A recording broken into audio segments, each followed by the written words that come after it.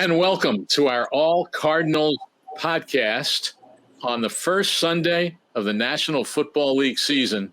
And as we all sit here, you can see our names, so I don't have to say that I'm Howard Balzer, and here's Donnie Druin and Alex Weiner and Millard Thomas. But as we all sit here, maybe a little bit in shock by what we witnessed in Nashville today. Not that any of us thought that the Cardinals weren't capable of beating the Tennessee Titans, but I don't think anyone expected this. Just an absolute beatdown, offensively, defensively, dominant performances, especially from Chandler Jones, who I'm saying, guys, Michael Bidwell should be on the phone to his agent tomorrow and be saying, okay, all right, we get whatever you want. We don't want any more talk about new contracts for the rest of the season. Let's just get this done. That was as dominant a performance as anyone could ever imagine. And while everyone nationally, guys, will be talking about the 5 sacks, and deservedly so, and the 2 strip sacks, but I felt that the tone was set on the first play of the game when he dropped Derrick Henry in the backfield for a 3-yard loss. And he had 4 tackles for loss in the game, added 6 quarterback hits to his sacks. I mean, what more could you ask for? I mean, it was just dominant throughout. It kept Tennessee under wraps. It allowed the Cardinals kind of, a few ups and downs with the offense, but it allowed them to basically do what they wanted when it got to the second half. And like I said, as good a performance as you can expect from a team on the road against a team that was in the playoffs last. Yeah, I mean, what a return. And just talk about sort of like a grand re-entrance for Chandler Jones.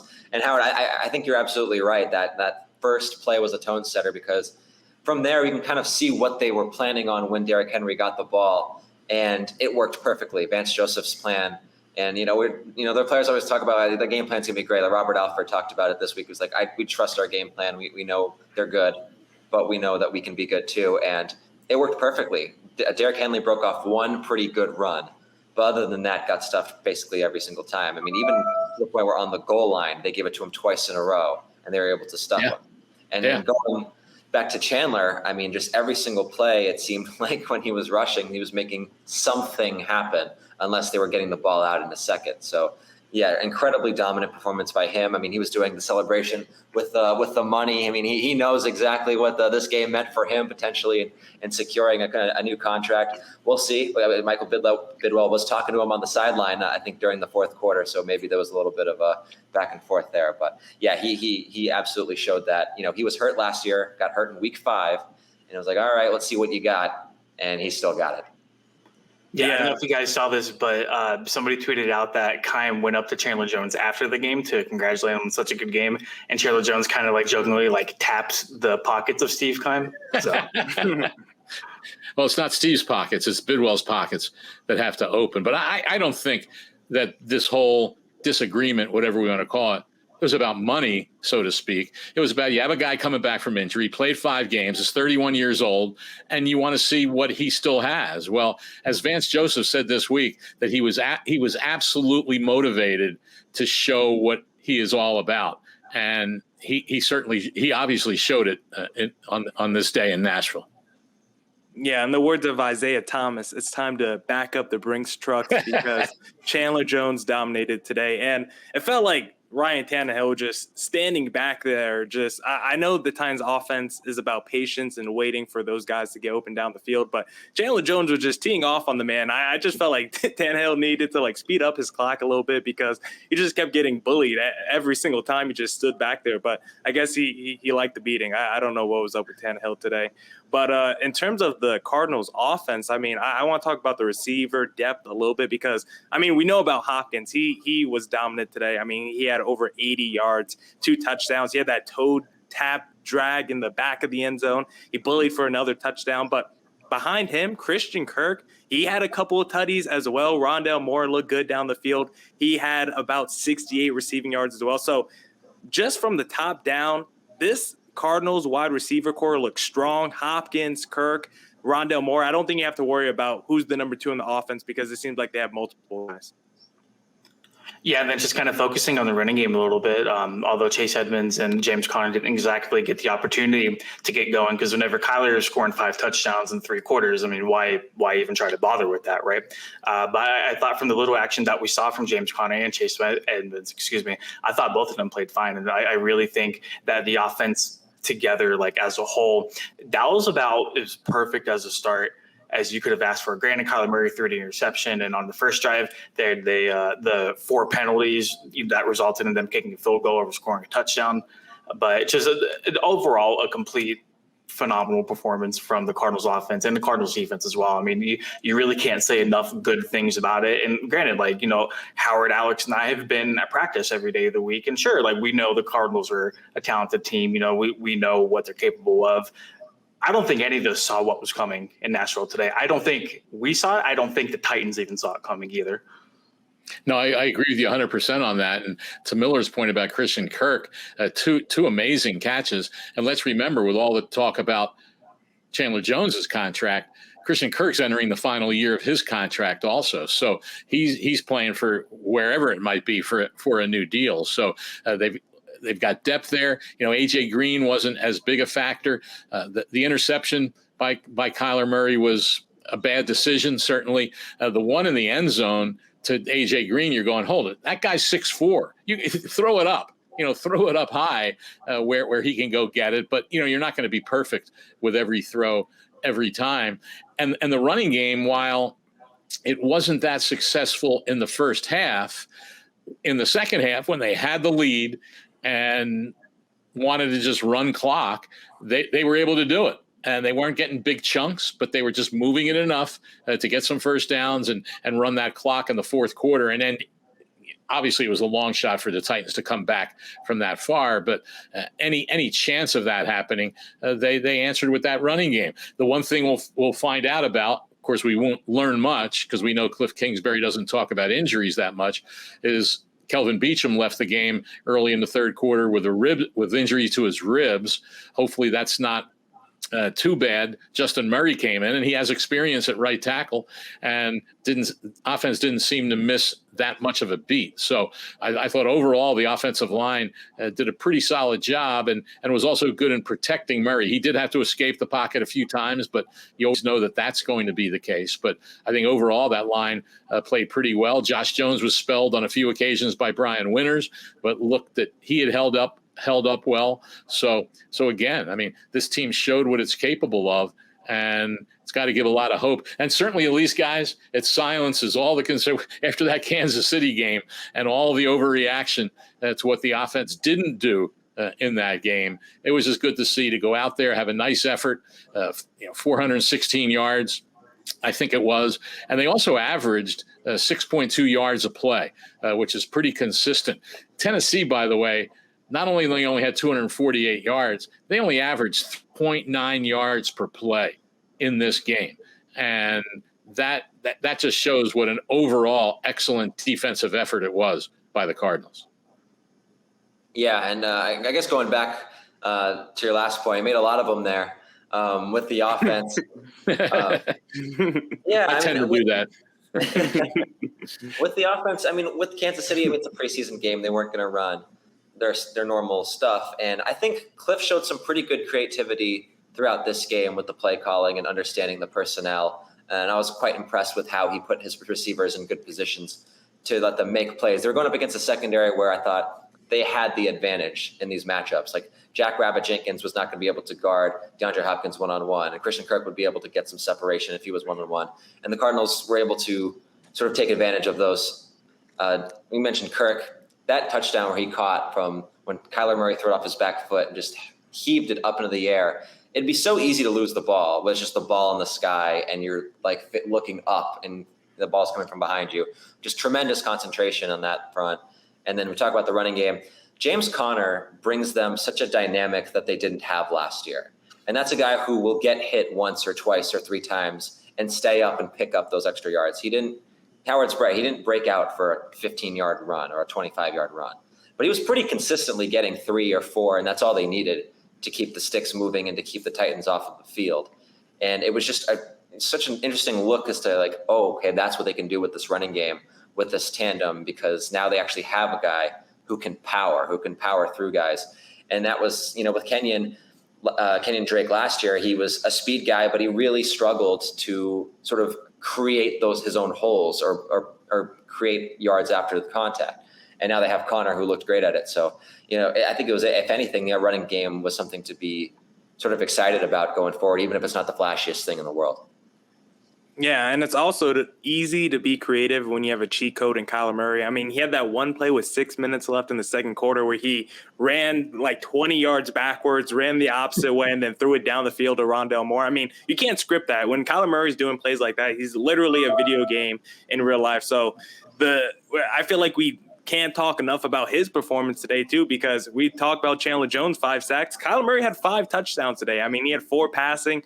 He ran 1 in. I mean, whenever he's doing that keeper play where everyone's going one way and he goes the opposite way, it's almost nearly impossible to stop. So I like the offensive play calling from Cliff Kingsbury. I love the way the running backs look. Like you mentioned with James Conner, he was really strong, really powerful today. Chase Edmonds added that electricity and burst too in the backfield to complement James Conner. So I thought just top to bottom, from receivers to running backs, the Cardinals offense looked really good today. But there was a few penalties in the first half that made the Cardinals offense look a little sloppy and slowed them down just a little bit. Yeah, the 4 penalties on the first drive, and everyone's kind of looking around like, here we go again, Same stuff as 2020, but eventually they got it together, and they kind of wrapped this topic up. There's certain times where NFL teams will have good coaches that will put their players in positions to succeed, and oftentimes the players won't do that, or vice versa, where players won't be put in a good position to succeed, and they'll just have to use their own talents to go, make plays on the field.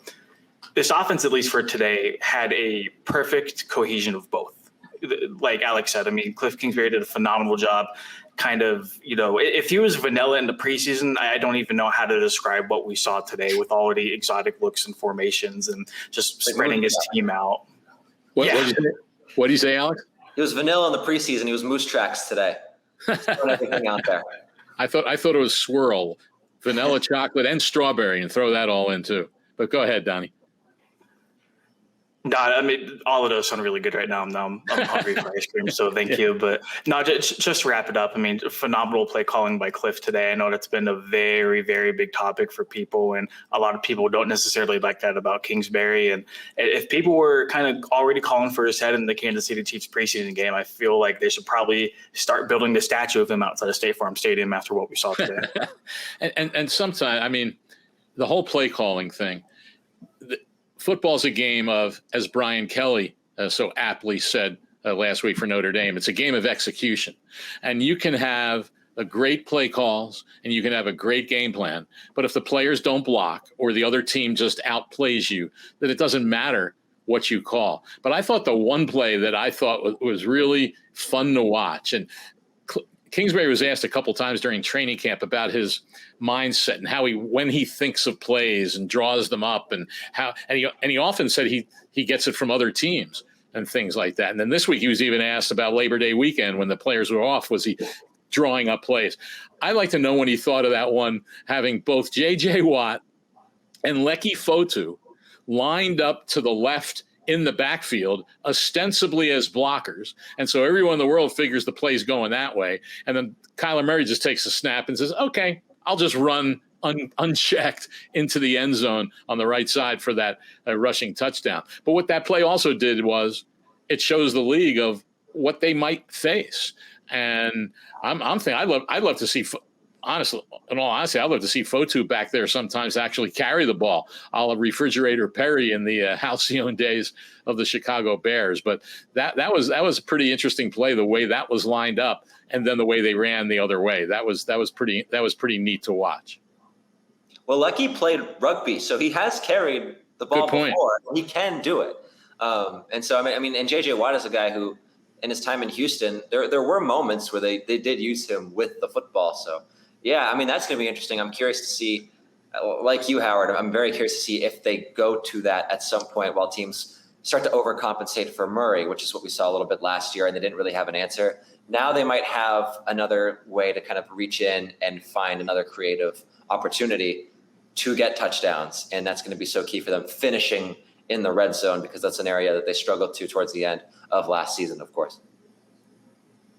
Yeah, I'm excited for this Cardinals season as a whole, because like we've been saying, this was a big make or break season for Cliff Kingsbury. I mean, I think, I don't know about Howard, but I think us three outside of Howard picked the Titans to win this game. So to see them come out and absolutely dominate the Titans, not just offensively, because we kind of expected that because the Titans defense was so bad, but defensively, after Malcolm Butler, leaving the team right before the start of the season, Chandler Jones coming off the torn Achilles, inexperience in the front seven. Like, there was a good amount of question marks surrounding this Cardinals defense entering today's game, and they answered a lot of those. And right now, in the NFC West, we saw the 49ers almost blow it to the Detroit Lions. The Seahawks had a good win today. We'll see what the Rams do, but it's still up for grabs in the division. Yes, it's the toughest division in football, but the Cardinals still have a good chance of coming away with at least a wild card spot.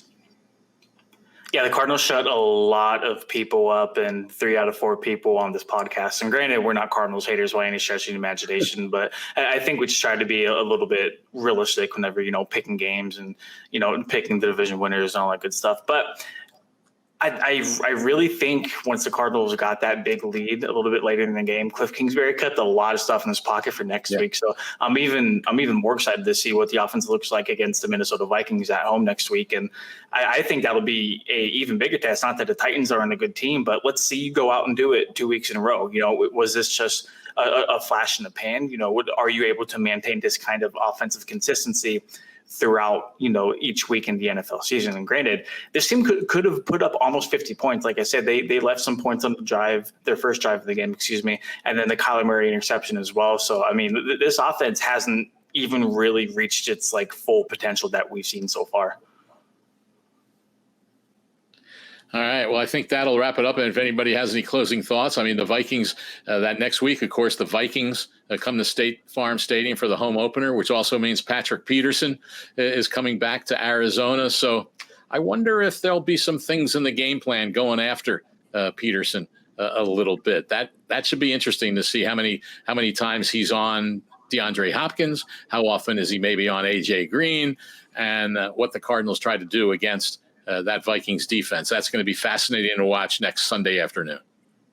Yeah, I have to watch some of the tape of the Vikings-Bengals game today. I mean, it was on the same time as the Cardinals game, so whenever it would pop up on the screen, I'd kind of see what the score was and how they were doing. But from the looks of it, it seemed like the Bengals receivers were having a pretty solid day against the Vikings secondary, and the Bengals were able to pick up the win. So, not an amazing start for the Vikings. They may need to make some adjustments going into this week, but I'm curious what it will look like. And Hopkins versus Patrick Peterson in practice a lot last year, and now they'll actually get to do it against each other in a game. And at this point in their careers, we'll see what the Vikings can do to try to help out Peterson, because Hopkins showed today what he can do when he has the advantage over a corner.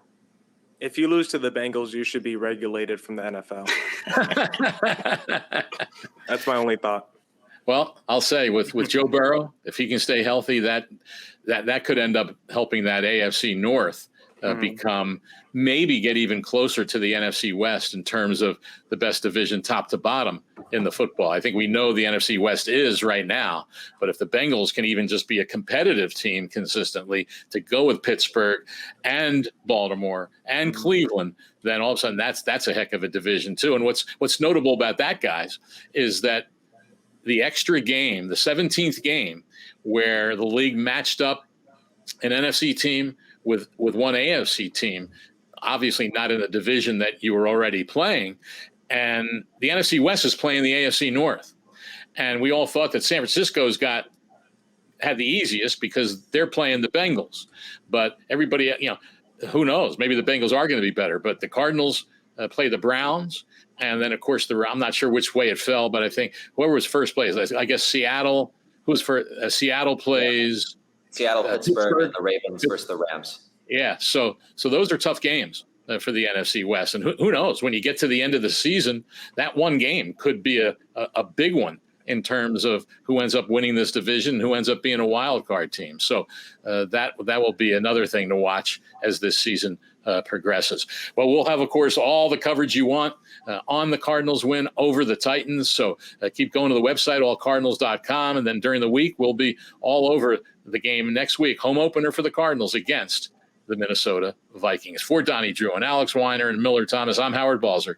Keep it right here on allcardinals.com, and we'll keep the podcast coming as well. So have a good rest of the day, everybody.